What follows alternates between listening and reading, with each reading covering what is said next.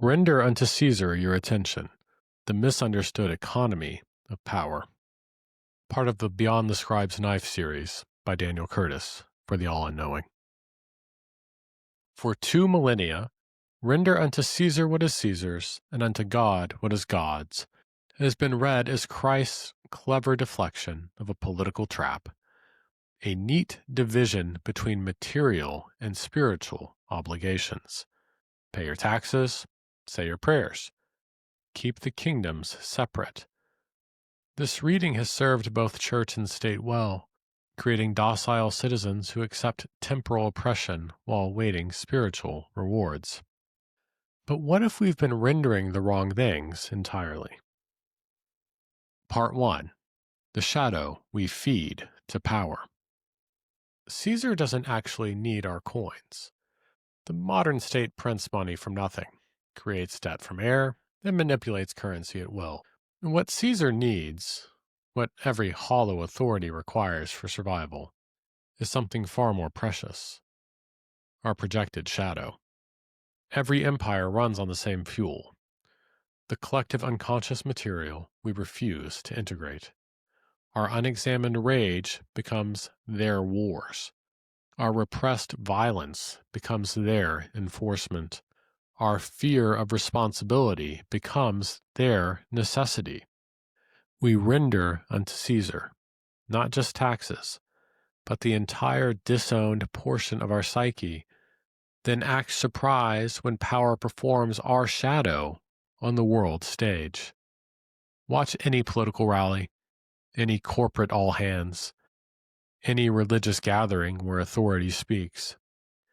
The leader channels the crowd's shadow, gives it voice and direction, transforms their unconscious material into conscious action. But action that serves the leader's perpetuation, not the crowd's integration. The Hollow Senex doesn't create the shadow, he harvests it. Part 2. The God that keeps us seeking. The second half of the traditional rendering is equally inverted. What do we typically render unto God? Our external seeking, our desperate hope for intervention. Our belief is that wholeness exists somewhere outside ourselves, accessible only through proper channels, correct beliefs, and authorized intermediaries. This externalized divinity becomes Caesar's greatest ally. As long as we're seeking God out there, we'll need priests to broker the relationship, churches to house the search, hierarchies to determine who's closer to the divine. The split between Caesar and God isn't a limitation of power, it's a multiplication of it. 2 authorities, both external, both requiring submission, both feeding on the same human tendency to seek outside what can only be found within. Part 3. The true rendering.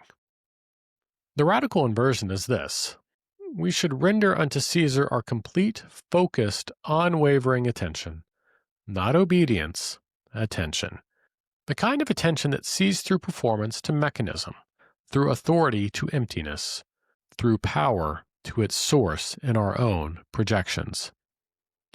This is not the attention of followers, but of witnesses. When you truly watch power operate, really observe it, without the filter of ideology or hope or fear, something extraordinary happens. The theater becomes visible. The strings show themselves. The hollow core at the center of all external authority reveals itself. The leader needs enemies to exist. The corporation needs problems to solve. The church needs sinners to save. And they need us not to notice this dependency, not to see that our unconscious participation is the entire performance. Part 4. God and Inner Honesty. What then do we render unto God? Not external worship, but internal honesty, the devastating self-awareness that comes from the examined life. the recognition of our own shadows before we project them, the acknowledgement of our own divinity before we seek it elsewhere. This God isn't in heaven, a temple, or a book. This is the God that Christ pointed to when he said, "The kingdom is within you."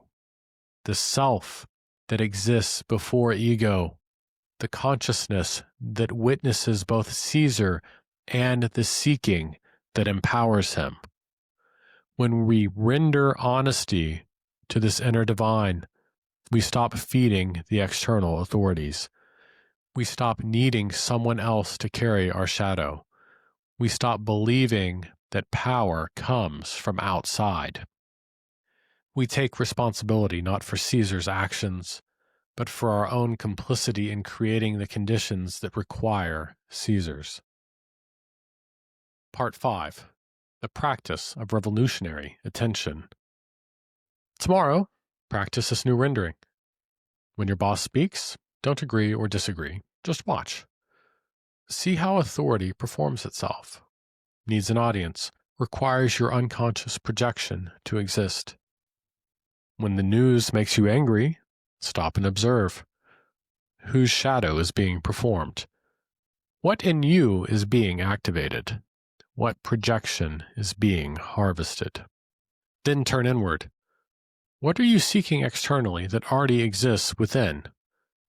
What authority have you granted to others over your own direct experience? What shadow have you rendered unto Caesar that needs to be reclaimed? This isn't spiritual bypass.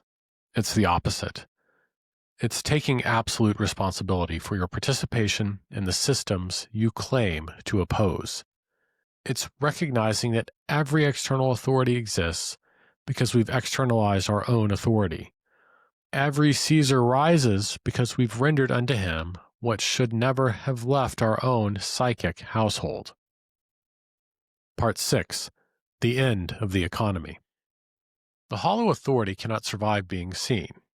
It exists in the darkness of unconscious projection, feeds on unexamined shadow, and thrives on externalized seeking. When we render unto Caesar the terrible gift of actually seeing him, he dissolves like any shadow exposed to direct light. And when we render unto God the honesty of recognizing our own divinity, the entire structure of external seeking, the church, the temple, the hierarchy, becomes obsolete. Not destroyed, but simply unnecessary, like ladders after you've learned to fly. This is the fundamental teaching hidden in plain sight. Stop rendering the wrong things. Stop feeding shadows to power. Stop seeking outside what lives within. Start watching, start witnessing, start being honest about what you are. The kingdom has always been within. Caesar has always been hollow.